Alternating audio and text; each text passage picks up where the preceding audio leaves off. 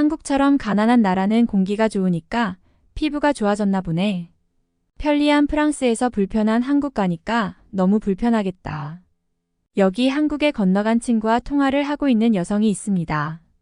오늘의 사연 시작합니다. 안녕하세요. 저는 프랑스에 살고 있는 마리입니다. 프랑스의 가장 멋진 도시인 투레트에서 살고 있어요. 사실 멋진 도시라고는 하지만 시골에 가까운 도시이고 여러 가지 정보도 정말 많이 부족한 동네이기도 하죠. 솔직히 말하자면 한국이라는 나라에 대해서도 최근에 알게 되었을 정도로 정말 바보처럼 살았다는 표현이 맞을 거예요. 아직도 인터넷이 잘 터지지 않는 동네도 있을 정도이니까요. 저는 최근까지 카페에서 아르바이트를 하면서 대학교 생활비를 벌고 있었죠. 제가 아르바이트를 그만둔 것은 제 친구인 소피의 영향을 받았기 때문이에요. 소피가 자꾸 한국에 간 엘라를 만나러 가자고 했거든요. 소피와 엘라와 저는 고등학교 때부터 굉장히 친한 친구였는데 엘라가 한국에 시집을 가게 되면서부터 멀어지게 되었고 점점 각자의 삶을 살게 되게 되었습니다. 엘라는 고등학교를 갓 졸업한 시기에 한국에서 혼자 여행 온 승수를 만났죠. 결국 두 사람은 사랑을 하게 되었죠. 저와 소피가 그 둘의 사랑을 지지한다고 말하면서도 한국인처럼 가난한 아시아의 사람을 만나는 것에 대한 걱정을 많이 했어요. 사실 아시아에 대한 인식이 좋지 못한 것이 사실이잖아요. 워낙 그들은 가난한 삶에 찌들어 있고 제대로 먹지를 못해서 말라가고 있죠. 수상가옥 혹은 판자집에서 살면서 각종 벌레들이 득실거리는 곳에서 온 가족이 수십 명씩이나 살고 있는 모습을 보면 굉장히 힘든 곳이 한국이라는 나라잖아요. 분명 승수는 가머니설로 엘라를 꼬셨던 것이 분명하고 엘라는 승수의 말만 믿고 한국에 가서 살게 되었던 것이죠. 엘라의 아버지는 일찍 돌아가셨기 때문에 든든한 가장이 있어야 한다는 열망 같은 것이 있었을지도 몰라요. 그런 측면에서 엘라는 분명 결혼을 빨리 할 것 같다는 생각을 했었죠. 하지만 그때까지도 저는 엘라가 한국에 가게 될 줄은 전혀 예상하지 못했어요. 그녀가 승수를 만나고 사랑에 빠진 것은 너무 빠르게 일어난 일이었죠. 고등학교를 갓 졸업한 어린 나이에 승수와의 만남은 마치 영화의 한 장면처럼 느껴졌어요. 엘라는 언제나 세심하고 신중한 사람이었지만 그 사랑만큼은 깊고도 순수했던 것 같아요. 그래서 처음에는 그가 한국에 돌아가면 어떻게 될지에 대한 걱정이 점점 커졌죠. 우리는 소피와 함께 엘라에게 걱정스럽게 말했어요. 한국은 너무 다른 나라야. 그곳에서 잘 지낼 수 있을까? 라고 말하면서도 사실 우리 마음 한편으로는 아시아에 대한 편견이 있었죠. 한국이라는 나라에 대한 우리의 인식은 좋지 않았고 그런 곳에서 엘라가 행복할 수 있을지 의문이 들었습니다. 우리는 그곳이 전통적인 수상가옥과 판자집이 가득한 어려운 환경을 상상하며 엘라가 그곳에서 힘든 삶을 살게 될까봐 두려워했죠.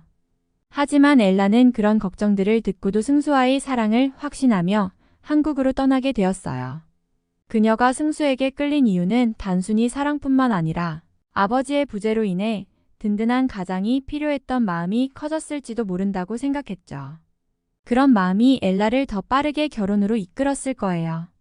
심지어 아버지가 돈을 벌기 위해 높은 곳에 올라가셔서 페인트 칠을 하시다가 낙상으로 인해 돌아가셨기 때문에 그러한 상처를 잘 매만져줄 사람이 필요했을 것입니다. 승수의 성격은 무언가 가식적인 것 같았고 섬세하고 따뜻한 척하며 엘라를 많이 도와주었죠. 엘라는 한국인들의 특성이 원래 이렇다면서 저희 보고 한국인 남자친구를 사귀면 정말 많은 대우를 받을 거라고 했지만 엘라가 그런 승수의 꼬임에 넘어가는 모습이 무언가 안타까웠죠. 프랑스에서는 절대 볼 수 없는 느낌의 자상함이었으니까요. 소피와 저는 승수가 나쁜 사람이 아니길 바랐지만 말이죠. 아시아라는 나라도 너무 걱정이 되었습니다. 아시아의 대표인 중국인들이 유럽에서 어떤 행동을 보이는지만 보아도 알거든요. 아시아에서 가장 거대한 나라가 중국이고 중국인들의 말로는 아시아는 중국으로 통한다고 하기 때문에 그들의 모습을 보면 아시아를 충분히 알 수 있었습니다. 제가 아르바이트를 하던 카페에 오던 중국인 손님 중에서 릴린이라는 손님이 있었는데 그 사람은 항상 무료로 쓰라고 둔 휴지를 한 움큼씩 주머니에 넣어서 가져갔거든요. 사장님께 말씀드려도 그건 아시아 사람들의 특성이라고 말할 뿐이었죠. 엘라의 어머니도 한국인 남성을 만나는 것이 걱정이라 하셨고 먼 나라까지 시집을 가는 엘라를 걱정 어린 눈빛으로 보셨지만 도와줄 것이 없으니 반대도 못하겠다면서 엘라를 보내셨죠. 그녀의 마음 한켠에는 엘라의 결정을 지지하고 싶어 하는 바람이 있었지만 또 다른 한편으로는 너무 먼 곳으로 떠나는 딸이 걱정스러웠죠.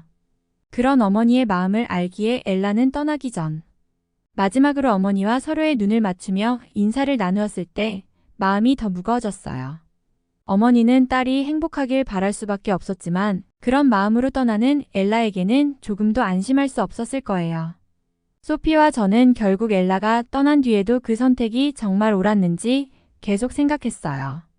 아시아, 특히 한국에 대한 우리의 생각은 여전히 혼란스러웠습니다. 우리가 가진 이미지와 달리 엘라는 한국에서 승수와 함께 새로운 삶을 시작하고 있다는 소식을 들었을 때 그게 정말 가능할지 믿기지 않았죠. 그래도 가장 친한 친구인데 한국에 가서 농사나 짓고 있는 것이 아닌지 어디 이상한 섬에 잡혀가서 매일 풀만 먹으며 일하는 것이 아닐지 너무 많이 걱정이 되었습니다. 아시아는 무슨 인신매매나 장기매매 같은 무서운 일들이 벌어지기도 하고 아시아의 나라에서 실종되었다는 이야기도 들었거든요. 그런데 오랜만에 엘라와 영상통화를 하게 되었고 충격적인 소식을 접하게 되었습니다. 저는 엘라의 피부가 좋아 보이기에 피부 칭찬으로 말을 시작했죠. 한국이 그래도 프랑스보다 공기가 좋은 나라일 테니까 얼굴이라도 좋아 보인다며 억지 칭찬을 했던 것이죠. 그런데 엘라는 한국산 화장품에 대한 칭찬을 하기 시작했어요. 그때 엘라가 웃으면서 말했어요. 고마워. 사실 피부가 좋아진 이유가 있어. 여기서는 한국산 화장품을 사용하고 있는데 진짜 효과가 좋아서 깜짝 놀랐어. 저는 조금 놀란 목소리로 물었죠. 정말?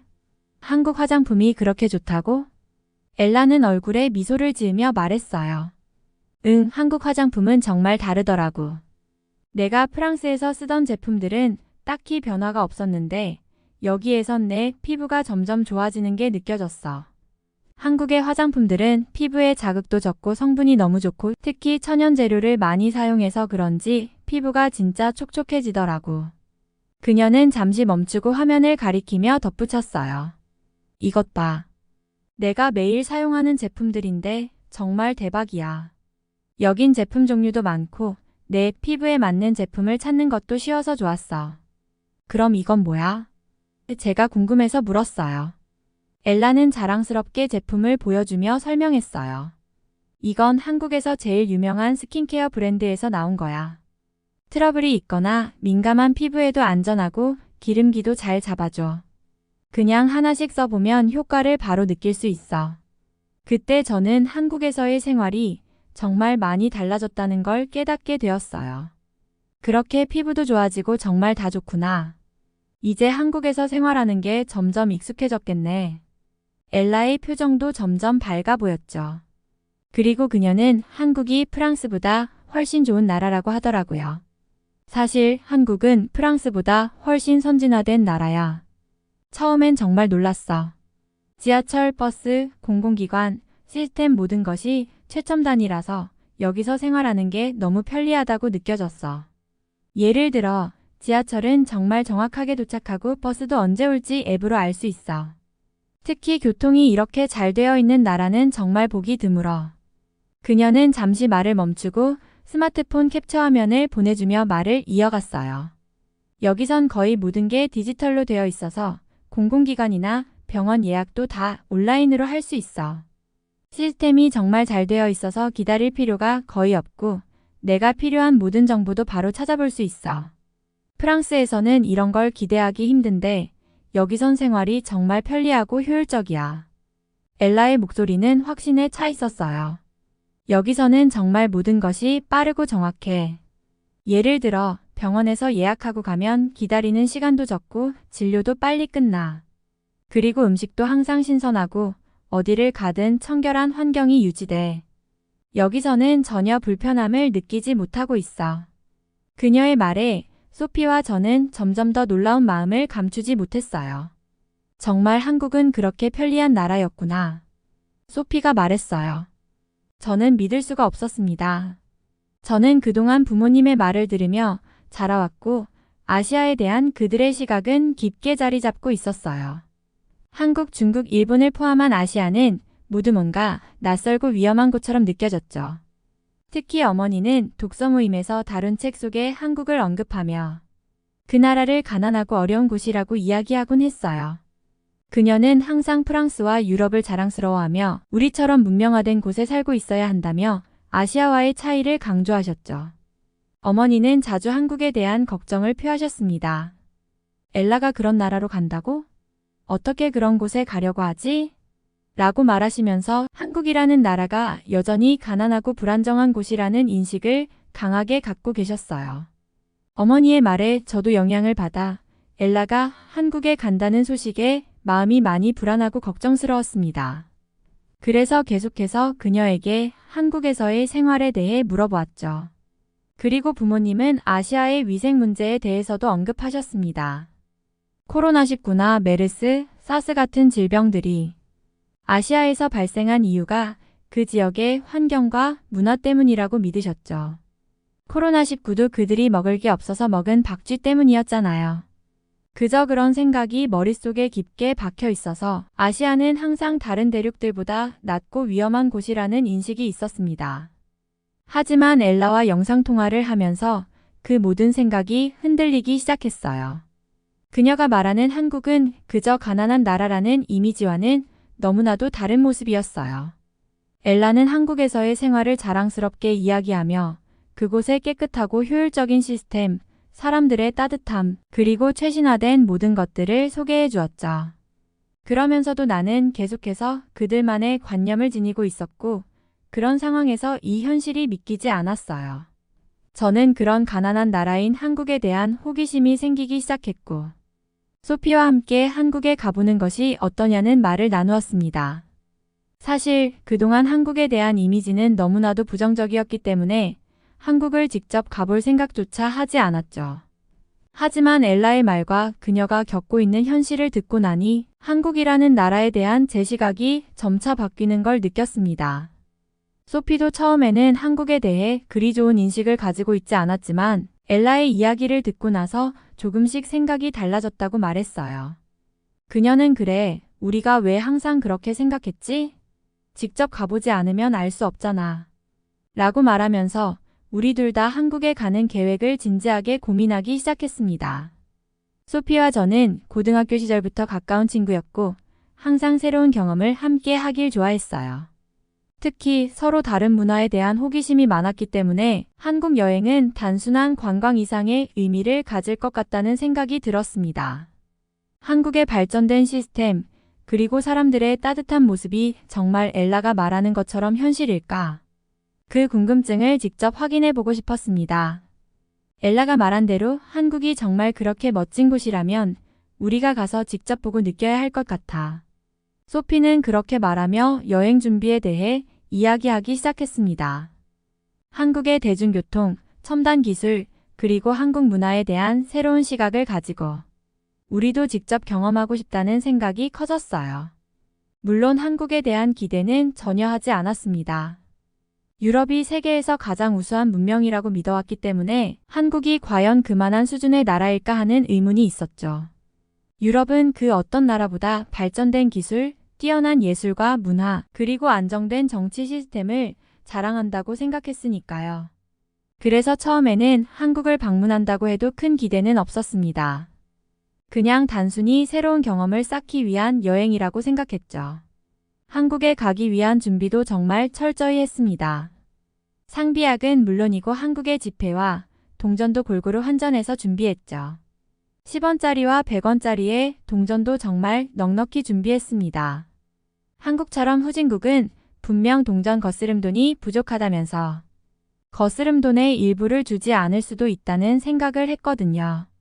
제가 어린 시절 프랑스의 시장에 갔을 때 동전이 부족하다면서 거스름 돈을 주다 마는 상인들에게 몇 번 당한 적이 있었고, 그러한 현상이 한국과 같은 아시아에서는 정말 흔한 일일 것이 분명했죠. 소피 또한 저와 함께 프랑스의 약국과 상점에 들러 정말 여행을 위한 만반의 준비를 했습니다. 이왕 가기로 한 한국 여행인데 무슨 일이 생기면 안 되는 거잖아요. 특히 소피가 너무 가고 싶어 했기 때문에 가는 것인데 제가 배탈이라도 나서 소피에게 피해를 주고 싶지 않았거든요. 저희 어머니 또한 아는 사람 중에서 아시아 여행을 갔다가 배탈이 나서 얼굴이 헬쑥해진 채로 프랑스로 돌아온 지인 이야기를 해주시며 아시아는 유럽인처럼 깨끗하게 살지 않기 때문에 무조건 길거리 음식을 먹지 말고 코카콜라 캔음료 등의 안전한 식품만 먹어야 한다고 했죠. 그렇게 준비물을 철저히 챙기고 나서 드디어 한국 여행을 떠날 날이 다가왔습니다. 아침 일찍 공항에 도착해 비행기를 타고 긴 여정 끝에 한국에 도착했을 때 저는 생각보다 많은 것들이 달라져 있다는 사실에 충격을 받았습니다. 도착한 인천공항은 생각보다 훨씬 크고 현대적이었죠. 공항 내부는 깨끗하고 사람들은 친절하게 우리를 맞이해 주었습니다. 심지어 공항 직원은 영어로도 매우 능숙하게 응대해 주었죠. 이 모든 것이 예상과는 너무 달랐습니다. 엘라와 승수를 만나고 나서 한국에 대한 제 시각은 그야말로 뒤집어졌습니다. 처음에는 그저 호기심과 걱정만 가득한 마음으로 한국을 떠나왔지만 이제는 그곳에서 느꼈던 모든 경험들이 제 마음속에 강렬하게 남아 있었습니다. 엘라와 승수를 만나기 위해 서울로 갔을 때 한국의 현대적인 면모를 체험할 수 있는 곳으로 안내해 주었습니다. 그때부터 한국은 제 머릿속에서 후진국이라는 고정관념을 완전히 깨버리기 시작했죠. 서울의 도심은 그야말로 미래적이었습니다. 도심을 지나며 보는 고층 건물들은 모두 세련되었고 길거리는 늘 정돈되어 있었어요. 길거리에 쓰레기 하나 없이 깨끗하고 사람들이 서로를 존중하는 모습이 정말 인상적이었습니다. 먼저 승수와 함께 지하철을 타고 시내를 구경했는데 그 시스템은 상상 이상으로 편리하고 현대적이었어요. 지하철역마다 여러 언어로 안내문이 붙어 있어서 외국인도 쉽게 이용할 수 있도록 배려하고 있었습니다. 승수는 서울은 세계에서 가장 발전된 도시 중 하나야라고 자랑스럽게 말했는데 그 말이 전혀 과장이 아니라는 것을 몸소 체험하게 되었죠. 그리고 그날 저녁 우리는 한식당에 갔습니다. 엘라와 승수가 저에게 추천해준 전통 한식들은 정말 놀라운 맛이었어요. 김치, 불고기, 그리고 다양한 전통 음식들이 그 어느 때보다 신선하고 맛있었습니다. 그리고 무엇보다 음식 하나하나에 담긴 정성과 그 맛을 음미하며 한국 사람들의 음식에 대한 애정과 자부심을 느낄 수 있었죠. 다음 날 우리는 서울의 주요 명소들을 구경했습니다. 강남의 거리, 명동의 쇼핑몰, 그리고 홍대의 예술거리까지 서울의 다양한 모습들을 보고 나서 저는 확실히 느꼈습니다. 한국은 정말 선진화된 나라라는 것을. 프랑스에서도 본 적 없는 세련된 쇼핑몰, 고급 브랜드들이 즐비한 거리들, 그리고 거리에서 사람들의 다채로운 문화를 접할 수 있는 장면들. 모든 것이 매끄럽고 정교하게 조화를 이루고 있었습니다. 서울에서의 며칠 동안 저는 한국의 기술력과 인프라의 발전에 감탄하지 않을 수 없었어요. 스마트폰을 이용한 결제 시스템은 물론이고 음식 배달 앱, 교통카드 시스템 등 모든 것이 효율적으로 연결되어 있어서 불편함이 전혀 없었습니다. 더 이상 아시아는 후진국이라는 고정관념은 사라졌습니다. 한국은 정말 세계적으로도 인정받는 선진국이었어요. 한국 동전을 괜히 가져왔다는 후회가 밀려왔고 그 무거운 동전을 들고 다니다가 결국 다시 환전을 해버렸죠. 한국에서는 현금이 전혀 필요가 없었거든요. 그러면서 제 마음속에서 아시아에 대한 부정적인 인식은 전부 사라졌습니다. 과거에는 아시아를 대할 때마다 가진 편견과 두려움이 있었지만 한국은 그런 생각을 완전히 불식시켰습니다. 사람들은 따뜻하고 친절하며 모두가 공공의 질서를 잘 지키고 있었습니다. 또 기술과 문화가 이렇게까지 발전한 나라라는 점에서 한국은 이제 세계적으로 존경받는 나라라는 것을 확실히 알게 되었죠. 엘라와 함께 길거리에서 떡볶이와 순대를 먹을 때 정말 놀라웠습니다. 저는 길거리 음식이라면 어딘가 불안한 생각이 들곤 했지만 한국에서는 그런 걱정이 전혀 필요 없었습니다. 우리가 지나던 서울의 번화가, 특히 명동이나 홍대에서 길거리, 음식 가게들이 줄지어 있던 모습은 정말 인상적이었죠. 사람들이 이곳저곳에서 먹고 있는 그 모습이 너무 자연스럽고 사람들이 모두 즐기고 있다는 느낌을 받았습니다. 엘라는 저에게 떡볶이와 순대를 추천해 주었고 저는 그 말에 따라 가게 앞에 섰습니다. 길거리 음식을 파는 작은 가게였지만 가게 주변은 정말 깨끗하고 음식도 신선하게 보였어요. 가게 주인도 너무 친절해서 처음 한국 음식을 접하는 저에게 어떻게 먹는 것이 좋은지 설명해 주었죠. 저는 떡볶이를 한 입 먹었을 때 그 매콤하고 달콤한 맛에 완전히 반해버렸습니다. 떡이 쫄깃하고 양념이 너무 맛있어서 계속 손이 갔습니다. 순대는 처음 먹어보는 음식이었지만 그 맛도 정말 독특하고 맛있었어요. 순대의 고소한 맛과 함께 들어있는 야채와 고기 재료들이 조화를 이루며 입안에서 폭발하는 느낌이었죠. 그리고 무엇보다도 음식이 길거리에서 판매되고 있다는 사실이 믿기지 않을 정도로 깨끗했습니다. 길거리 음식이라고 해서 위생에 신경 쓰지 않는 나라일 거라는 편견은 한국에서 완전히 깨졌습니다. 가게 주인은 계속해서 손을 씻고 음식도 항상 덮개로 덮어두며 깔끔하게 관리하고 있었습니다. 엘라는 웃으며 한국의 길거리 음식은 정말 특별해. 이 음식들이 얼마나 신선하고 맛있는지 알지? 라고 말했죠. 저는 고개를 끄덕이며 정말 이건 상상도 못했어.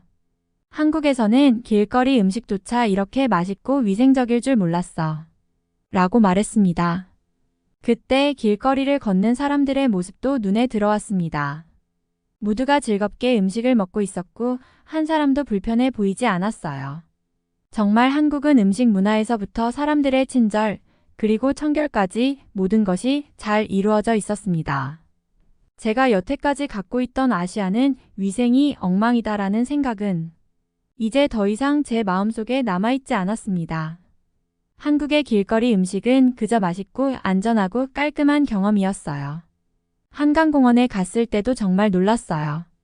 서울의 한강공원은 제가 상상했던 것과는 전혀 달랐습니다. 제가 생각했던 한국은 조금 더 전통적이고 자연과 도시가 혼재된 모습일 것이라고 생각했는데 한강공원은 현대적이고 깨끗한 시설이 잘 갖춰져 있었습니다. 공원에 들어서자마자 보이는 넓은 잔디밭과 자전거 도로, 그리고 길게 펼쳐진 강물이 너무 아름다웠죠.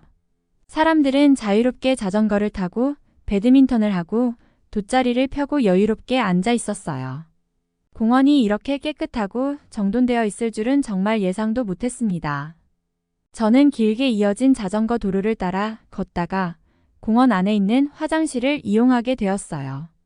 보통 공원에 있는 화장실은 조금 더 덜 깔끔할 거라고 생각했는데 한국의 화장실은 완전히 다른 차원이었습니다.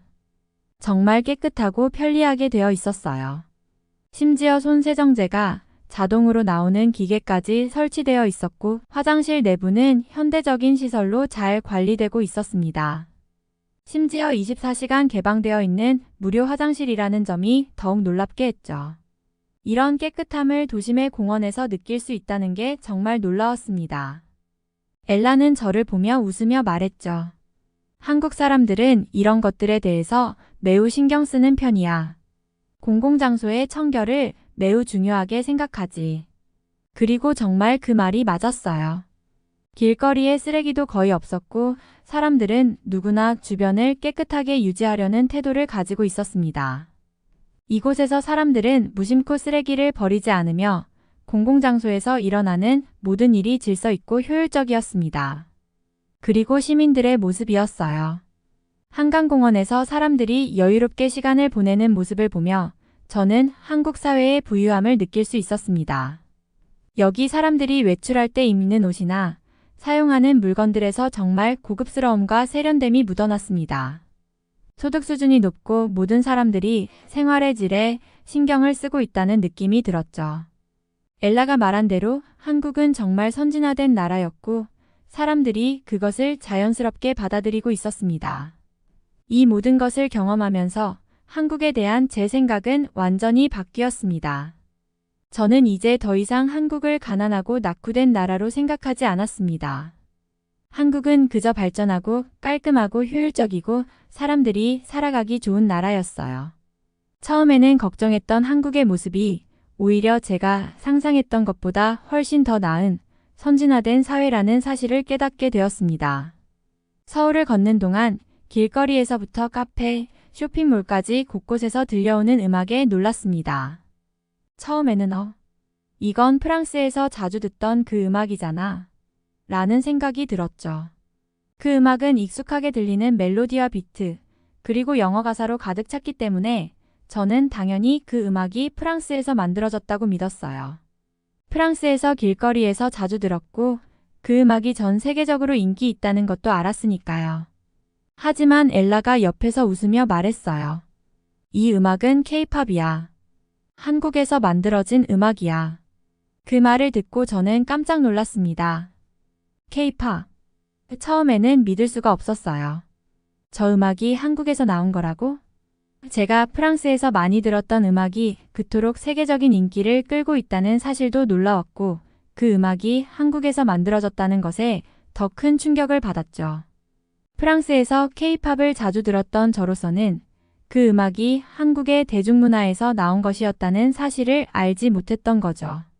저는 그저 미국이나 유럽에서 만들어진 최신 음악인 줄 알았고 케이팝이란 단어도 그저 하나의 장르명쯤으로만 생각했던 것이었어요.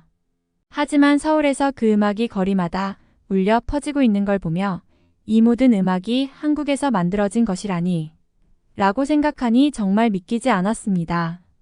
그 순간 저는 한국이 그저 다른 아시아 국가 정도로 여겨졌던 제 인식에서 벗어나 대중문화와 음악 산업에서 매우 강력한 나라임을 확실히 깨닫게 되었습니다. 케이팝이 전 세계적으로 큰 인기를 끌고 있다는 것, 그리고 그 음악이 바로 한국에서 나온 것이었다는 사실을 이제야 진지하게 이해할 수 있었죠. 이 경험은 한국에 대한 저의 생각을 완전히 바꾸는 계기가 되었어요. 승수와 엘라가 한국의 온돌 문화에 대해 설명해 주었을 때 저는 또 한 번 놀랐습니다. 엘라가 말하길 한국의 온돌은 정말 특별해. 바닥에서 난방이 되기 때문에 한국식 호텔에 가면 아무리 추운 겨울이라도 전혀 춥지 않다니까. 저는 그런 시스템이 있다는 걸 전혀 몰랐어요. 한국의 바닥 난방은 전통적인 온돌 시스템을 현대식으로 발전시킨 거라고 했죠. 그동안 저는 겨울마다 집 안에서 바람을 피하려고 난방기를 몇 시간씩 켜놓고 추위와 싸우며 지냈었죠. 하지만 한국에 와서 그 따뜻함을 직접 경험한 뒤로 그 효율성에 감탄하게 되었어요. 승수와 엘라는 온돌의 원리를 설명하며 한국에서는 오랜 역사를 가진 이 난방 방식이 집안의 온도를 고르게 유지해주기 때문에 겨울철에도 집안이 언제나 아늑하다고 말했어요. 온돌은 불을 바닥 밑으로 보내는 방식인데 예전에는 돌을 데워서 그 열을 바닥을 통해 전달했거든요. 이제는 물을 데워서 바닥에 있는 파이프를 통해 열을 전달하는 시스템으로 바뀌었지만 여전히 그 원리는 같아. 승수가 그렇게 덧붙였죠. 호텔에서 잠자리에 들 때 바닥이 따뜻한 것이 너무 편안했고 그 덕분에 밤새 추위를 전혀 느끼지 않았어요.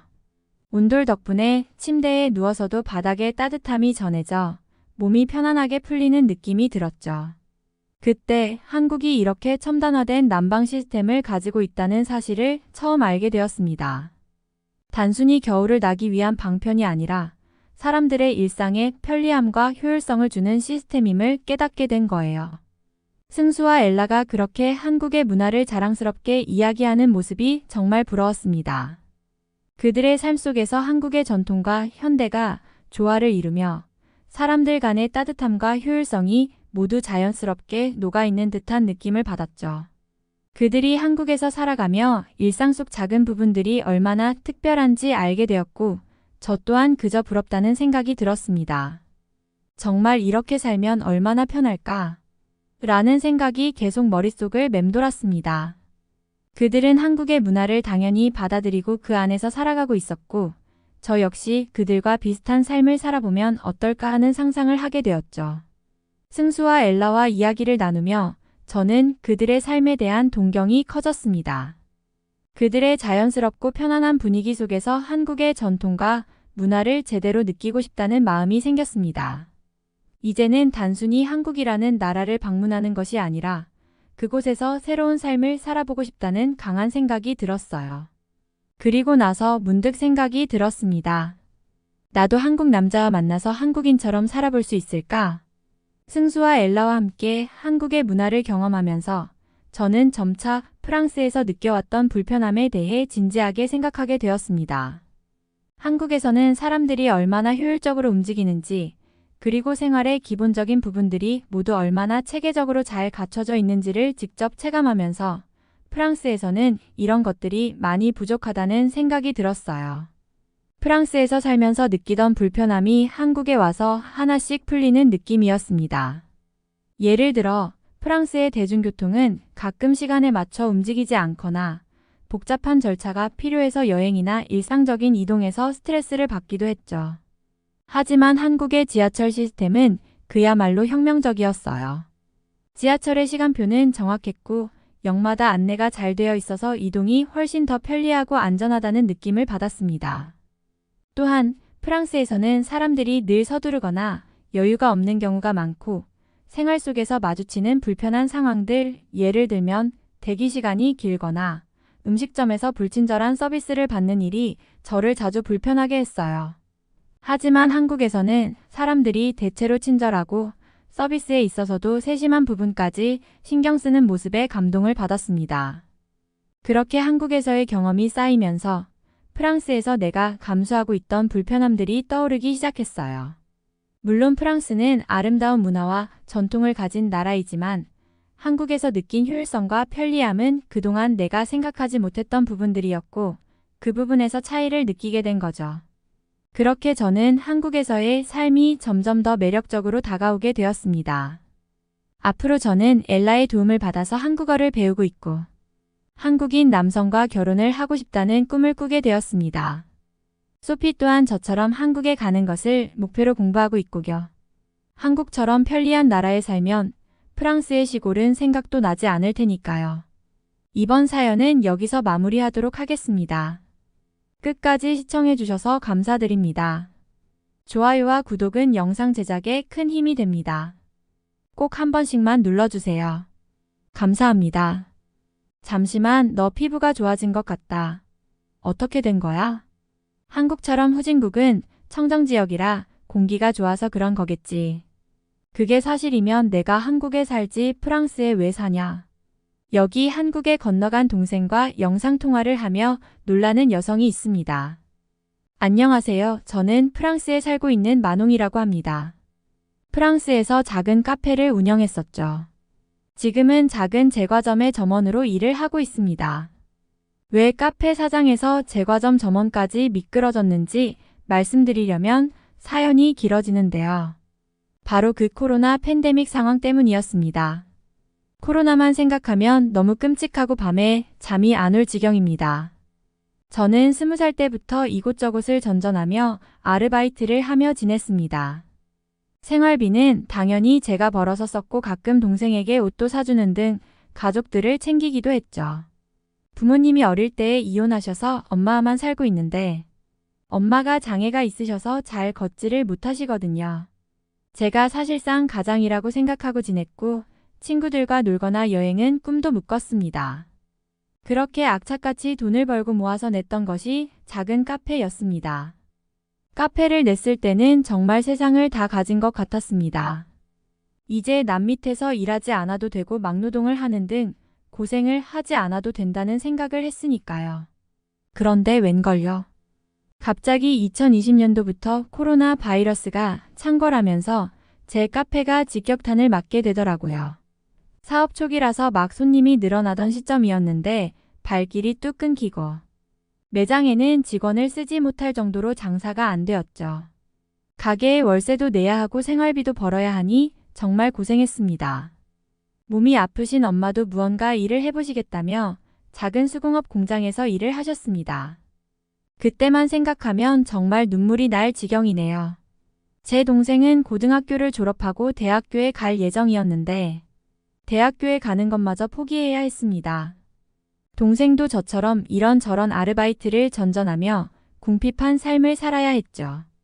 동생만큼은 저처럼 고생시키지 않고 싶어서 저도 노력했던 것인데 같은 전철을 밟게 되니 너무나 속상하더라고요. 동생의 꿈은 그래픽 디자이너였고 대학교에 진학하여 더 배우고 싶어 했는데 제 꿈인 카페 사장을 이루기 위해 동생의 꿈까지 막아버렸으니까요. 그래도 동생은 군소리 없이 일을 하고 함께 꾸역꾸역 카페를 운영하며 월세를 갚아나갔습니다. 그런데 도저히 버티지는 못하고 카페를 폐업하게 되었고 제 꿈도 잠시 미룰 수밖에 없더라고요.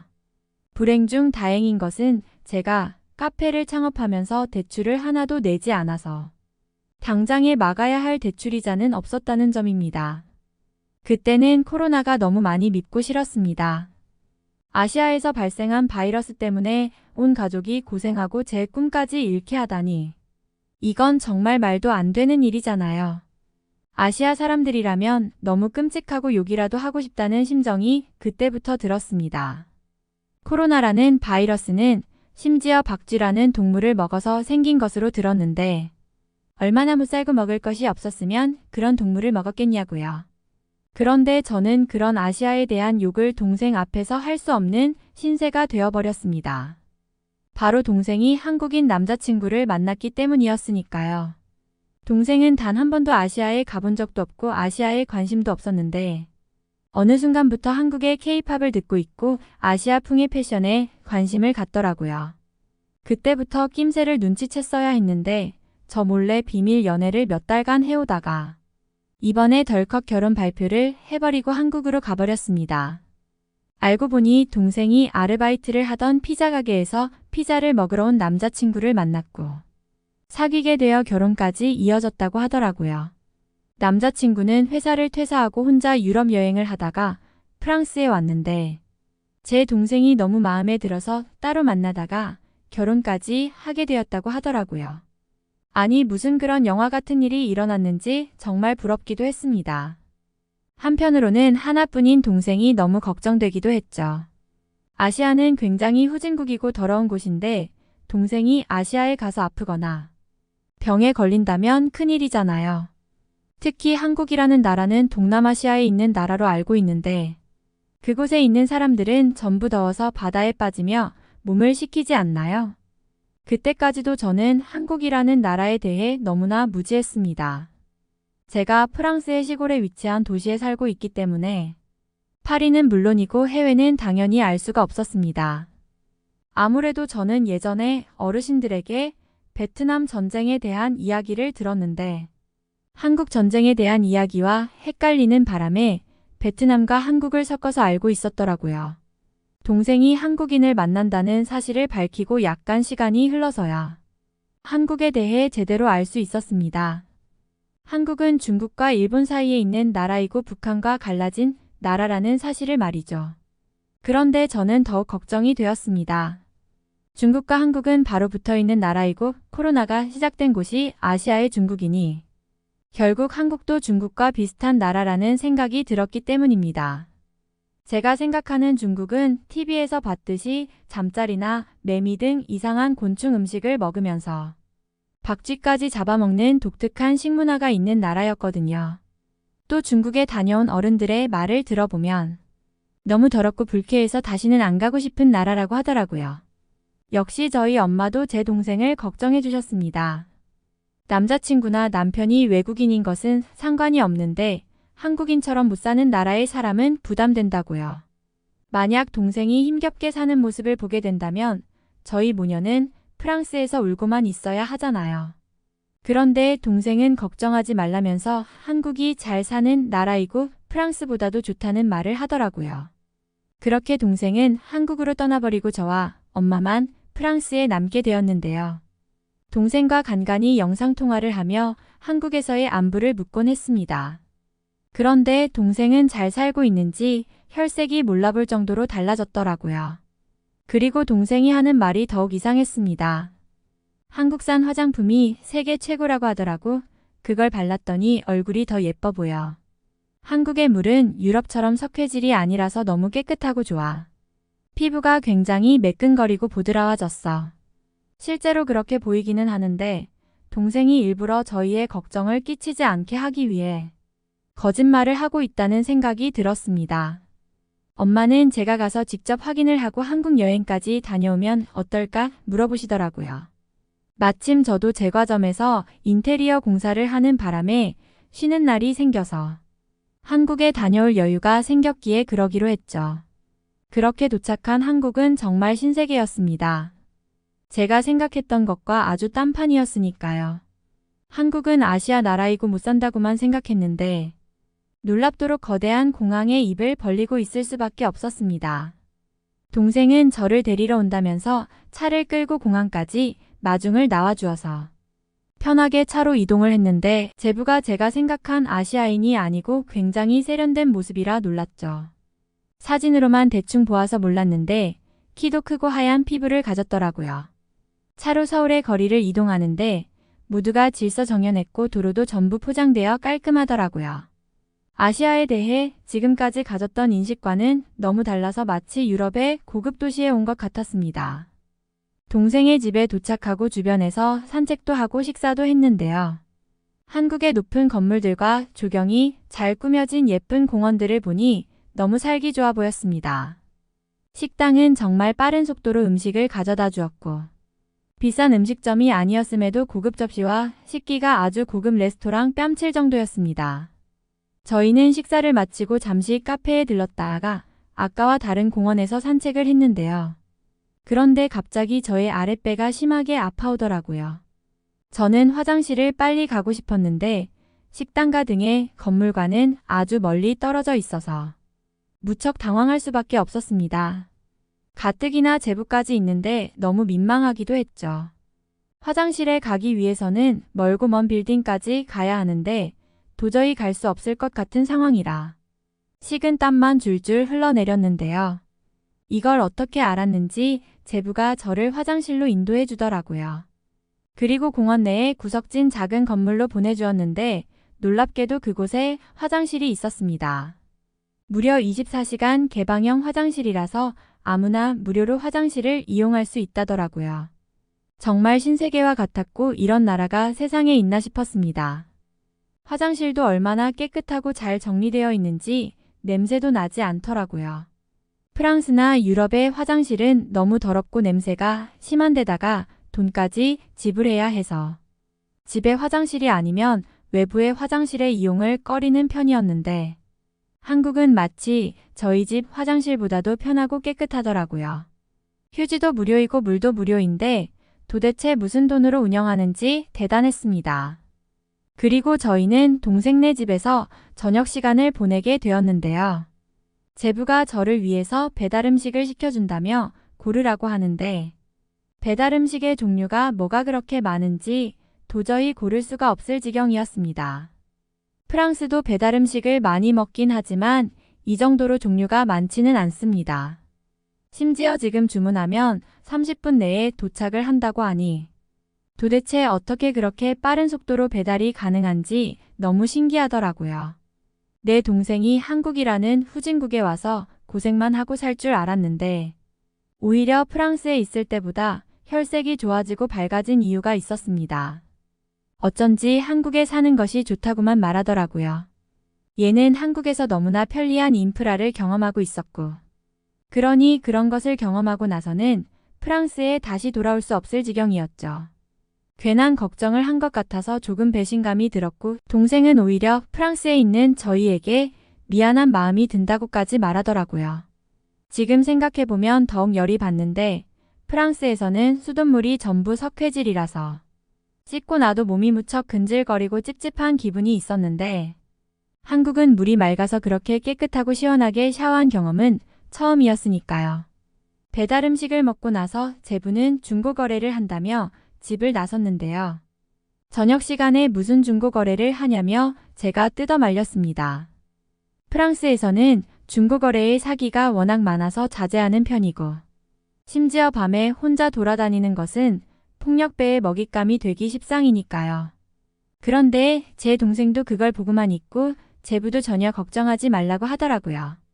실제로 동생이 말해주길 한국에서는 직장인이 퇴근한 저녁 시간에 중고거래를 많이 하고 직접 만나서 중고거래를 할 때에는 사기당할 일이 거의 없다며 안심시켜 주더라고요. 그리고 한국의 밤거리는 제가 혼자 돌아다녀도 될 만큼 안전해서 남편은 더더욱 걱정이 안 된다고 했습니다. 제 상식과 맞지 않는 일들이 한국에서 일어나고 있으니 꿈만 같았습니다. 그리고 동생이 저에게 조용히 한 마디를 꺼내더라고요. 차라리 엄마를 모시고 프랑스에서 한국으로 이민을 오는 것이 어떻겠냐면서요. 저에게 정말 고민을 많이 한 듯한 말투로 이렇게 말했죠.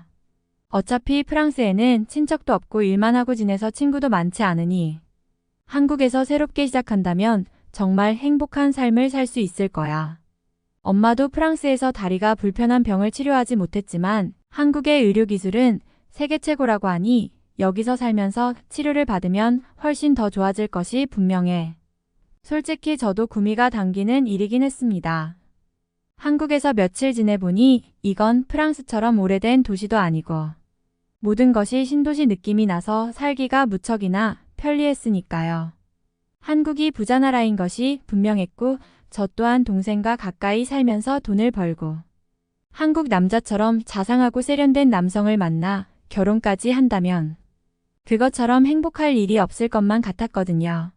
어쨌든 저는 그런 고민을 하며 시간을 보내고 있고 한국에서의 시간은 절대 잊을 수 없을 정도로 황홀했습니다. 한국으로의 이민을 고민하는 지금 상황에서 또다시 한국을 방문해보고 싶을 정도네요. 동생이 자꾸 저를 설득하려고 하는데 한국에서 살아보는 쪽으로 마음이 기울고 있거든요. 아직 어떻게 될지는 모르겠지만 한국에서 지낸다면 분명 따뜻하고 행복한 삶을 살 것이 분명해요. 여기 한 무리의 외국인들이 한국에 와 있습니다. 그들은 난생 처음 온 한국에서 무슨 일을 겪고 있기에 한국에 온 것에 대해 슬퍼하고 있을까요? 안녕하세요. 저는 미국에서 한국으로 교육 파견을 온 승무원입니다. 오랫동안 항공사에 근무하면서 나름대로 일을 잘한다는 소리도 많이 들었고 저 스스로도 베테랑이라고 생각하고 있죠. 실제로 고객들이 저희를 보며 감사하다는 말을 해주실 때에 가장 뿌듯합니다. 그런데 그건 저만의 생각이었던 것 같습니다. 회사에서는 몇몇의 승무원들을 추려서 서비스 교육 파견을 보내버렸거든요. 심지어 그곳은 놀랍게도 한국이었습니다. 갑작스레 회사에서 보내는 교육이기도 했고 생소한 나라여서 많이 당황했습니다. 한국은 저희 항공사에서 취급하는 노선도 아니었거든요. 어릴 적부터 꿈꾸던 승무원은 세계 여러 나라를 다니며 많은 구경도 하고 다음 비행기를 기다리면서 현지에서의 시간을 보내는 것이었는데요. 이제 연차도 어느 정도 쌓이고 가보고 싶던 나라도 하나 둘씩 줄어들 무렵에 이런 파견을 가게 되다니 너무 황당하고 슬프기만 하더라고요. 그런데 저의 서비스 평가 점수가 생각보다 많이 낮게 나왔고 회사에서는 반드시 보낼 것이라고 하니 방법이 있겠습니까? 아무래도 평가 점수가 낮아진 이유는 그때의 일인 것 같네요. 제가 탄 비행기에 탑승한 승객과 실랑 일을 했던 일이죠. 지난달에 일이 2개씩이나 있습니다. 이륙을 하기 전 기내용 캐리어를 상단 수납 공간인 오버헤드 빈에 넣어달라고 부탁했는데 말을 듣지 않자 제가 직접 승객의 짐을 넣었더니 승객이 저에게 마구 화를 냈던 사건이 있었습니다. 제가 막무가내로 행동을 한 것도 그분에게 실례이긴 하지만 캐리어 손잡이까지 열어둔 채로 이륙을 하려고 한 행위는 분명 위험한 행동이었습니다. 아마 그 승객분이 저에게 점수를 낮게 준 것으로 생각되네요. 그리고 저번에는 이착륙 때 USB 충전기는 꼭 뽑아달라는 부탁을 했던 상황에서 승객이 저의 요청을 거부하자 제가 그걸 뽑아버린 적이 있는데 그분도 저에 대한 서비스 점수를 낮게 주신 것이 분명할 것입니다. 일을 하다 보면 이런 일 저런 일이 있는 것은 당연하지만 최근 들어 너무 잦은 불만족이 있어서 이런 문제가 생긴 것 같습니다. 어쩔 수 없는 것이죠. 어차피 한국은 한 번도 가본 적 없는 나라이기도 하니 이번 기회에 가보는 수밖에요. 친구들에게 해외 파견에 대해 이야기를 꺼내보니 부럽다고 말하던데 승무원 입장에서는 가까운 나라를 가는 것이 최고입니다. 하도 멀리까지 자주 나가다 보니 해외여행에 대한 로망과 같은 것도 많이 사라진 지 오래죠. 물론 함께 떠나는 다른 동료들은 차라리 안 가본 나라를 가는 것이 낫다고 말하기도 합니다. 앞으로도 가기 어려울 나라가 한국이니까요. 그런데 왜 하필 한국이냐는 것입니다. 회사에서는 우리 항공사가 취급하는 항로의 나라로 파견을 보내도 충분할 것인데 아무런 연고도 없는 나라로 파견을 보내는 것인지 너무 답답하기만 했습니다. 그리고 고작 4박 5일 정도의 한국 교육 파견이 과연 무엇인지에 대한 궁금증도 컸습니다. 정확히 어떠한 문제로 파견을 가는지 알려주지도 않고 왜 한국으로 가는지도 모른 채 그냥 시키는 대로 해야만 하는 것이 정말 맞는 것인가요? 심지어는 한국에서 무얼 배우고 돌아왔는지 메모한 내용과 보고서까지 작성하라는 숙제가 있었습니다. 아니 서비스 불만족에 의한 파견이며 한국에서 이러이러한 것을 배워서 오라는 주문이라도 해주어야지. 일단 저 시간 동안 가서 무언가 배우고 오라는 것은 도대체 무슨 의미인지 모르겠더라고요. 한국을 가는 비행기 안에서도 동료들과 계속 이 교육에 대한 수다를 떨었습니다. 정말 그 아무도 교육의 정보를 알고 가는 사람은 없었고 단지 한국에서 그냥 놀다가 오면 되겠지 하며 성격 좋게 가시는 분도 계셨습니다. 대부분의 직원들이 한국이 어떤 나라인지 잘 모르고 있었는데 그나마 한국에 대한 정보를 알고 있는 분이 한 분 계셨습니다. 그분은 한국의 K-팝에 대한 정보도 많이 알고 있었고 한국 음식이나 연예인에 대해서 어느 정도 관심을 가지고 파악하고 있더라고요. 그 직원의 추측으로는 한국의 문화나 서비스를 접해보라는 의미일 것 같다고 말하더라고요. 아무래도 한국의 문화가 친절함과 관련이 있지 않을까 예상이 된다고요. 무언가 일리가 있기도 했어요. 일단 미국의 인사와 다르게 한국의 인사는 고개를 숙이면서 상대방에게 예를 갖추는 것이니까요. 그렇게 저희는 한국에 도착을 했고 회사에서 준비해준 여행 일정에 따라서 움직여야 했습니다. 승합차를 타고 한국의 숙소에 가서 짐을 풀고 한국의 여러 장소를 여행하며 여유로운 시간을 가졌는데 이것이 교육 목적으로 보내진 파견인가 싶더라고요. 그리고 회사에서 짜준 일정대로 목적지를 가서 한국의 식당과 여러 여행지를 방문했는데 미국과 다른 한 가지의 차이점이 있었습니다. 미국의 음식점과 한국의 음식점은 요리의 종류뿐만이 아니라 서비스 면에서 큰 차이가 있었습니다. 한국의 음식점에서는 모든 반찬과 물은 무료로 제공되는 것도 충격적이었고 손님이 필요하다고 말을 꺼내기 전에 먼저 다가와서 부족한 반찬들을 채워주더라고요. 갑자기 같은 서비스직에 종사하는 저희의 모습이 반성되더라고요. 모두가 일제히 수첩을 꺼내서 한국 식당의 장점을 기록해 나갔습니다. 식당의 직원들이 저희를 이상한 눈으로 쳐다보았지만 아랑곳하지 않고 적어댔죠. 한국은 손님을 먼저 생각한다는 제목의 글을 적으면서 회사의 이익은 작은 것을 아끼지 않아야 큰 이익을 얻을 수 있다고요. 제가 그동안 여객기 안에서 했던 행동들이 떠오르더라고요. 승객이 물을 마시고 싶어하는 제스처를 취했는데 저에게 직접 말을 걸지 않아서 굳이 먼저 나서지 않았던 기억들이 떠올랐죠. 서서히 저희가 한국에 온 이유를 깨닫고 있었습니다. 그리고 저희는 한국의 야경을 보기 위해 지하철을 이용해 볼 수 있었습니다. 한국을 굉장히 조그마한 나라라고 생각했었는데 지하철 노선도가 이렇게 복잡할 줄은 꿈에도 몰랐습니다. 심지어 대부분이 서울에 있는 역들이라니 서울이 얼마나 굉장한 도시인지 실감할 수 있었는데요. 저희는 지하철에서조차 느끼는 것이 있었습니다. 어느 나라의 지하철도 마찬가지이겠지만 역을 알려주는 음성이 매역마다 나오는 것은 놀랍지 않았는데 지하철 내의 승객들을 위해서 공기청정기가 기본으로 설치되어 있었고 노약자석은 물론이고 임산부 배려석까지 제대로 갖추어져 있었습니다. 핑크색으로 눈에 띄게 표시된 자리인 임산부 배려석은 저희에게 정말 낯선 존재였고 그 누구도 그 자리를 탐내지 않은 채 꽉 끼는 지하철을 타고 이동한다는 사실이 신기했습니다. 한국인들은 질서도 잘 지키고 승객이나 손님을 배려하는 마음이 곳곳에 묻어 있다는 생각을 했죠. 그런데 갑자기 지하철이 멈추면서 무언가 긴급한 한국어 안내 방송이 나왔습니다. 한국어를 전혀 모르는 저희로서는 너무 당황스러워서 어떻게 해야 하나 긴장을 하고 있었습니다. 그런데 놀랍게도 모든 승객들은 태연하게 서 있더라고요. 분명히 지하철 운전원의 목소리가 긴급함을 알려주었는데도 말이죠. 저희 직원들은 일단 한국에 교육 파견을 온 것이고 무슨 상황인지는 알고 있어야 한다는 판단에 용기를 내어 주변의 한국인에게 영어로 물어보았죠. 당연히 먼저 영어를 할 수 있는지 여부에 대해서부터 물어보았는데 저희가 처음 물어보았던 그 한국인이 바로 자신 있게 네이티브의 발음으로 물어보라고 하더라고요.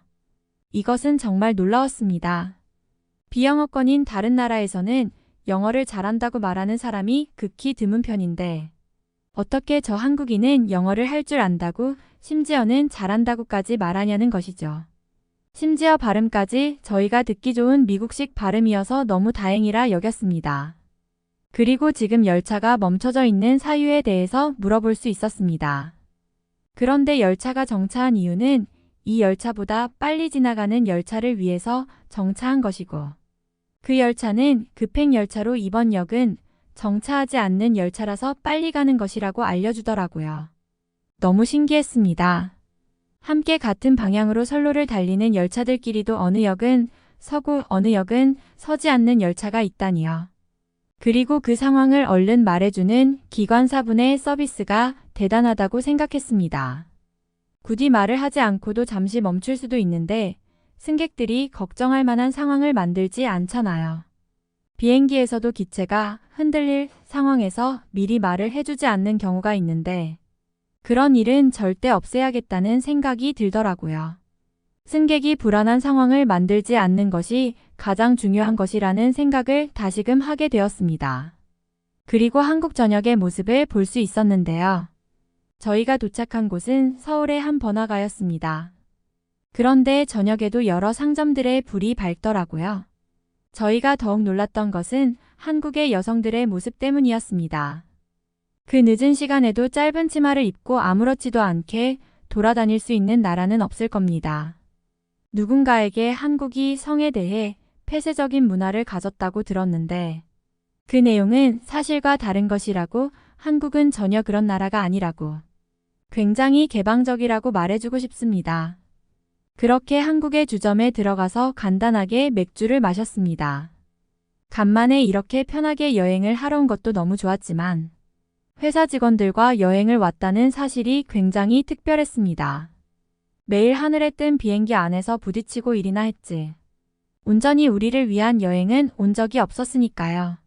술을 마시면서 속 후련히 그간 서로의 모르던 내용들을 말해주기도 하고 한국에서의 추억을 함께 쌓으면서 정말 새로운 추억들을 쌓을 수 있었습니다. 아마 회사에서 이런 자리를 마련해준 이유가 저희의 단합 때문일지도 모르겠다는 생각이 들더라고요.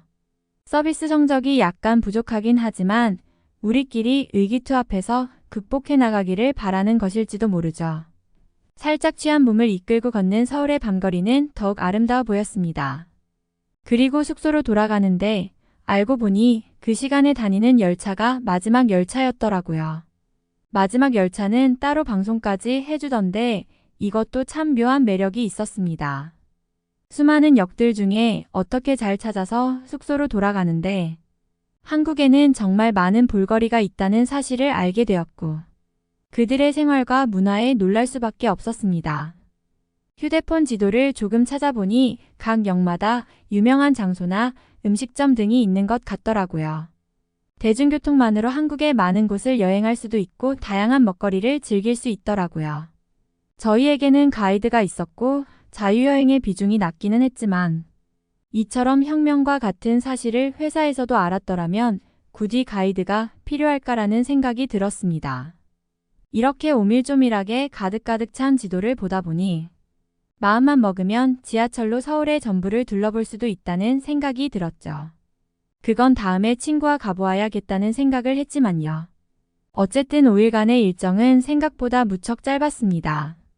저희가 가져갔던 수첩은 정말 너덜너덜거릴 정도로 글씨들이 빼곡하게 꽉 차 있었고 한국에서 이렇게 많은 내용을 알아간다면 가서 써야 할 보고서가 산더미일 거라는 생각까지 이르렀습니다. 정말 돌아가는 비행기에서는 모두가 근심과 걱정이 가득했습니다. 그런데 돌아가는 비행기는 한국의 항공사 비행기였는데 그들의 표정이 정말 압권이었습니다. 서비스 정신으로 완벽히 무장하고 있었는지 시종일관 웃는 표정으로 저희를 대해주었고 목소리 톤도 굉장히 듣기 좋은 말투였으며 저희가 미국인인 것을 확인하자 정말 유창한 영어로 대화를 해주시더라고요. 그러면서 무언가 저희에게 자극을 안겨주었습니다.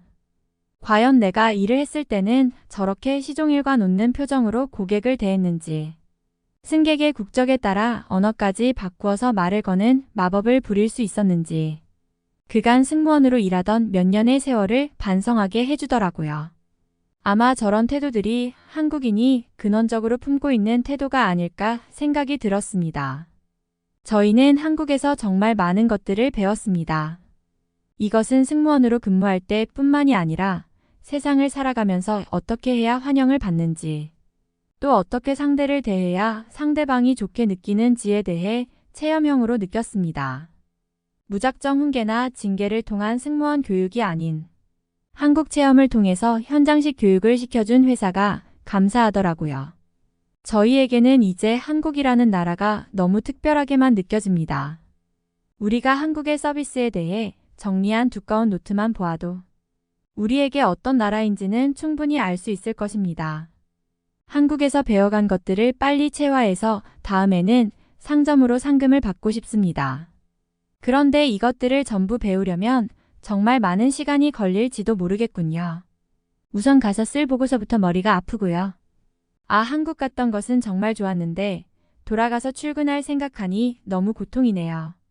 한국인들의 이런 행동들을 어린 시절부터 배웠더라면 얼마나 좋았을까요? 한국인들이 너무 부럽습니다. 제발 룸메이트 좀 바꿔주세요. 한국인이랑 더 이상 같이 못 지내겠어요. 여기 한국인이라면 도망을 가버리고 싶은 독일인이 있습니다. 안녕하세요. 저는 독일에서 회사를 다니고 있는 회사원입니다. 제가 다니고 있는 회사는 도시와 조금 떨어진 곳에 있어서 수많은 직원들이 기숙사 생활을 하고 있는데요. 기숙사는 2명이서 하나의 방을 쓰기 때문에 룸메이트가 굉장히 중요합니다. 그런데 저는 룸메이트 복이 정말 없는 편에 속하는데요. 회사 생활을 그리 오래 하지 않기도 했지만 지금까지 만났던 2명의 룸메이트가 모두 아시아 사람이었고 독일어에 능숙한 사람들이 아니라서 말도 거의 통하지 않았기 때문입니다. 사실 회사에 외국인이 많아서 다른 나라 사람들과 함께 지내는 것이 이상한 것은 아니지만 독일과의 문화 차이가 있다 보니 서로 이해하기 힘든 부분은 있는 것 같습니다. 먼저 처음 만났던 룸메이트는 중국인이었는데요. 그는 정말 상상 초월이었습니다. 당연히 처음 보았을 때는 악수도 하고 서로 배려를 하며 지내자는 약속을 했습니다. 그의 인상도 굉장히 좋았고 단정해 보이는 외모였기에 아시아 사람들에 대해 긍정적인 생각을 가졌습니다. 그런데 제가 하얀 이빨을 내보이며 웃고 있는 그에게 잘못된 환상을 가졌다는 사실은 첫날 저녁부터 깨달을 수 있었습니다. 그는 독일인인 저에게 갑자기 중국어로 질문을 하거나 말을 걸었고 당연히 제가 그것을 알아들을 거라고 생각하는 것 같더라고요. 저는 무언가 잘못되었음을 느낄 수 있었습니다. 그리고 그는 그날 저녁부터 밤새 컴퓨터 게임을 하면서 키보드와 마우스 소리를 냈고 실내에서 담배를 피우며 시끄럽게 떠들고 있더라고요. 저는 당연히 뜬 눈으로 밤을 지새워야 했고 여러 번 주의를 줬지만 미안하다는 말을 되풀이하며 조심하는 척을 하다가 금세 원래대로 돌아오더라고요. 역시 아침에는 세수도 하지 않은 채 입고 있던 옷을 입고 그대로 출근을 하는데 너무 당황스럽고 불편하다는 생각만 들었습니다. 이 상태로 계속 이어진다면 저는 정말 회사를 그만둘 생각까지 했었지만 저의 사정이 있어서 그럴 용기는 참아내지 못했습니다. 저는 현재 가족들에게 경제적 지원이 끊기고 집을 나가라는 말까지 들었던 상황이라 돈도 없었고 지낼 곳도 없었습니다. 떠돌이 생활을 하다가 간신히 들어온 회사라서 무척이나 간절하고 이곳에서 잘 적응해서 오랫동안 다니고 싶은 생각뿐이니까요. 그런데 그 중국인은 매일 밤 요란하게 게임을 해댔고 하도 씻지 않아서 저의 침대까지 악취가 풍겨올 정도였습니다. 또 특이한 향이 나는 중국 음식을 해먹고서 치우지 않아서 벌레까지 꼬일 지경이었는데요. 결국 보다 못한 제가 나서서 그가 먹은 음식이나 더러운 책상을 치워주기도 하고 바닥 청소까지 도맡아 하게 되었습니다. 당연히 화장실도 제가 청소해야 했습니다. 그는 아예 무언가를 정리하거나 치워야 한다는 생각 자체를 하지 않는 것 같았습니다. 방바닥에는 어질러진 맥주캔과 과자 부스러기가 기본이었고 심지어 한 달을 넘게 입은 옷만 빨래를 하는지 여러 번 입고 나서 널브러진 옷까지도 너무 거슬리더라고요. 저는 도저히 이런 룸메이트와 함께 기숙사 생활을 할 수 없다고 기숙사 관리실에 민원을 넣었는데 그곳에서는 지금 남아있는 방도 없고 바꿀 만한 사람도 마땅치가 않다고 말해주었습니다. 그러면서 저에게 아주 충격적인 말을 하더라고요. 바로 지금까지 중국인과 방을 썼던 모든 사람들이 이런 민원을 제기했었는데 중국인과 룸메이트를 하면서 그런 것도 몰랐냐고 오히려 제게 묻더라고요. 정말 한숨만 나오는 상황에서 할 수 있는 것이 아무것도 없자 너무 답답했는데 그제서야 다시 기숙사를 살펴보니 오직 독일어와 중국어만으로 적힌 경고문들이 보였습니다. 복도에는 시끄럽게 떠들지 말라는 경고문이 있었고 분리수거장에는 제발 쓰레기를 제대로 버려달라는 문구가 쓰여 있었죠. 심지어 빨래를 훔쳐가지 말라는 경고문까지 있는 것으로 보아 그들은 정말 조심해야 할 사람들이라는 생각이 들었습니다. 저는 신입사원이라서 중국인과 함께 방을 쓰는 것에 대해 잘 몰랐는데 친해진 동료들이 이제야 천천히 알려주더라고요. 아마 중국인과 함께 방을 쓰고 싶은 사람은 없을 거라면서요. 그리고 저에게 중국인과 함께 쓰면 힘들지 않냐고 직접적으로 물어보는데 정말 눈물이 핑 돌더라고요. 드디어 마음 편히 터놓고 대화를 하며 공감을 해줄 만한 사람을 만났다고 생각했습니다. 그런데 그가 해주는 말들은 너무 가관이었습니다. 그도 처음에 중국인과 방을 썼었는데 절대 방을 비우지 말라고 하더라고요. 먹고 난 음식을 치우지 않은 채 창문을 열어두는 바람에 방 안으로 새가 들어온 적도 있고 심지어 수천 마리의 개미떼가 집안을 엉망으로 만들었다고 하였습니다. 그나마 바퀴벌레는 생기지 않았던 것이 다행으로 여겼다면서요. 그리고 자신의 향수나 여러 물건들을 중국인이 마음대로 쓰는 바람에 많은 재산적 피해를 입었고 심지어 자신의 양말까지 몰래 신다가 걸려서 대판 싸웠다고 하더라고요. 저보고 혹시 그런 경험이 없냐고 묻는데 저는 아직 그 정도는 아니라고 말하면서도 그런 일이 생길까봐 무척이나 불안에 떨 수밖에 없었습니다. 그런데 저에게 정말 행운이 생겼습니다. 그 중국인은 취업 비자가 만료된 지 시간이 많이 지난 채로 불법으로 체류하던 사람이었고 국외 추방을 당하면서 기숙사에서 내보내졌던 것입니다. 저는 독방을 쓰게 될 생각에 너무 신이 났고 회사 사람들도 제게 너무 운이 좋다며 그렇게 짧은 시간 동안 중국인과 지내는 것은 복받은 거라는 말까지 전해주더라고요. 그런데 정말 뜻밖의 일이 터지고 말았습니다. 기숙사를 대기하고 있던 또 다른 아시아인이 저의 기숙사에 들어온다는 소식이었는데요. 바로 그는 한국 사람이었습니다. 저는 너무나 걱정을 할 수밖에 없었습니다. 독일 동료들은 한국인과 룸메이트를 해본 적이 없다면서 그 어떠한 정보를 주지 않았고 오히려 아시아 사람이고 한국은 중국 옆에 있는 나라이니 중국인과 비슷하지 않을까 하는 추측만 난무했죠.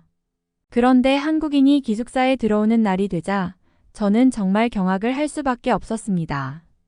그는 어마어마한 양의 물티슈를 뽑아대며 보이는 모든 곳을 청소하고 있었고 제게 정말 반갑게 인사를 해주면서 물티슈를 건네더라고요. 그러면서 유창한 독일어로 함께 청소를 하자며 청소를 권유하는데 너무 난감했습니다. 몇 주 동안이었지만 중국인과 살면서 저 또한 청소를 게을리했고 몇 주만 사용했는데도 더러워진 화장실과 방바닥을 그가 보고 놀라하지 않을까 생각이 들었기 때문이죠. 제가 너무 더러운 사람이라서 청소를 엉망으로 한다고 생각할까봐 답답하기도 했고 처음으로 온 기숙사가 엉망진창인 모습에 그가 실망하지 않을까 미안하기도 했습니다. 그래도 그가 잔뜩 준비한 물티슈 덕분에 중국인이 사용하던 책상과 잠자리는 깨끗해졌고 화장실 청소까지 깨끗하게 하는 바람에 오랜만에 청결한 변기를 사용하게 되었습니다. 또 저 몰래 세탁기 청소약까지 넣고 세탁기를 청소하고 있더라고요. 중국인과 살 때와 너무나 정반대의 모습이라 사실 걱정도 되었습니다. 저 한국인이 지나치게 깔끔을 떨어서 내가 피곤해지면 어쩌나 불안감도 밀려오더라고요. 혹시나는 역시나로 바뀌었습니다. 그는 아침 새벽부터 알람을 켜두고 일어나서 침구류를 정리하는 것은 물론이고 샤워와 드라이기까지 사용하는 바람에 저도 자연스레 아침형 인간으로 개조되더라고요. 저도 살면서 아침에 샤워를 한 적이 없는데 그는 항상 샤워를 하고 머리 손질을 하고 심지어 어떤 날은 운동까지 하고 돌아온 뒤에 다시 샤워를 하더라고요. 중국인과 살 때는 전혀 걱정한 적이 없던 수도요금이 걱정되기도 하고 그가 하도 부지런히 움직여대니 제가 너무 비교되는 것 같아서 싫었습니다. 저도 어느 순간부터 아침에 샤워를 하게 되고 침구류와 옷가지까지 정리하게 되었죠. 그러자 그 한국인은 제게 자신과 너무 잘 맞는 룸메이트가 생겼다며 한국에서는 대부분이 이렇게 지내는데 독일에서는 이런 사람을 처음 보았다고 하더라고요. 그러면서 오전에 자신이 가는 헬스장을 데리고 다니기 시작했습니다. 그리고 저는 그 헬스장에서 정말 놀라운 광경을 목격하고 말았는데요. 새벽에 헬스장을 가는 사람들 대부분이 한국인들이었다는 사실입니다. 심지어 제 룸메이트와 인사까지 하고 지내는 사람들이었기에 저도 자연스레 그들과 어울리게 되었습니다. 사실 처음 며칠 동안은 오히려 그 중국인이 너무 그리울 정도였습니다. 특히 한국 룸메이트가 아침에 일어나서 드라이기 소리를 낼 때는 너무 힘들더라고요. 차라리 오밤중에 중국인이 게임을 하는 것이 나을 정도였습니다. 드라이기 소리에 도저히 못 버티고 몸을 일으킨 시간은 새벽 6시였고 잠을 고작 5시간만 자고 일어나서 하루 종일 피곤하기까지 했습니다. 중국인과 지낼 때는 그래도 그가 새벽 3시까지 게임을 했기 때문에 아침까지 잘 시간은 충분했죠. 적어도 아침에 샤워를 하거나 무언가를 해야 하지는 않았기 때문에 체력이 딸린다는 느낌은 없었으니까요. 그런데 새벽부터 저는 한국인을 따라서 운동을 하고 또 샤워를 해야 하고 빨래와 청소까지 해야 했습니다. 한국인은 항상 자신은 어디를 청소할 테니 제게 어디를 청소하라고 지시를 했습니다. 자신이 무언가를 하면서 제게 지시를 해버리니 당연히 따라할 수밖에 없는 것이죠. 또 한국인 친구들과 함께 운동을 하다 보니 새로운 것을 알게 되었습니다. 그들은 휴대폰 어플리케이션을 이용하여 운동의 루틴을 만들어서 정말 철저하게 지켜가면서 운동량을 조절하더라고요. 심지어는 식단도 조절을 했고 닭가슴살과 고구마까지 챙겨 먹으며 몸을 유지하려고 했습니다. 저 사람들은 정말 뭐하는 사람들이지 하는 생각도 들었고 무언가 신인류를 보는 것과 같더라고요. 정말 생각하고 싶지도 않지만 그 중국인은 계속 무언가를 먹었고 음식이 너무 많을 때는 저를 챙겨주기도 하면서 저까지 살이 찌기도 했습니다. 단 몇 주 동안 제 몸무게가 7kg이나 늘어나기도 했으니까요.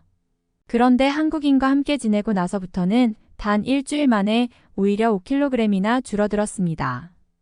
괜히 제가 한국인이 아침부터 샤워를 하기에 따라했고 운동은 또 왜 따라가서 이렇게 고생을 하는지 정말 중국인이 마구 그리워지더라고요. 그런데 동료들은 어느 순간부터 제 외모가 너무 밝고 좋아졌다면서 심지어는 5살 이상 젊어 보인다고까지 말을 해주더라고요. 저는 한국인들의 나이를 처음 들었을 때에 놀랐었는데 그들이 이렇게 철저하게 관리하고 부지런히 살았기 때문에 젊어 보이는 것이 아닐까 생각이 들더라고요.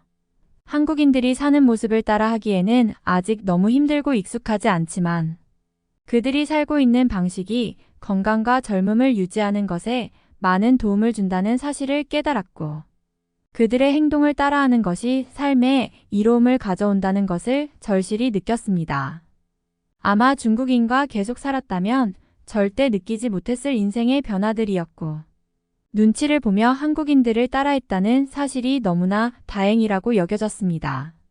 한국인과의 만남은 정말 제게 기적적인 일입니다.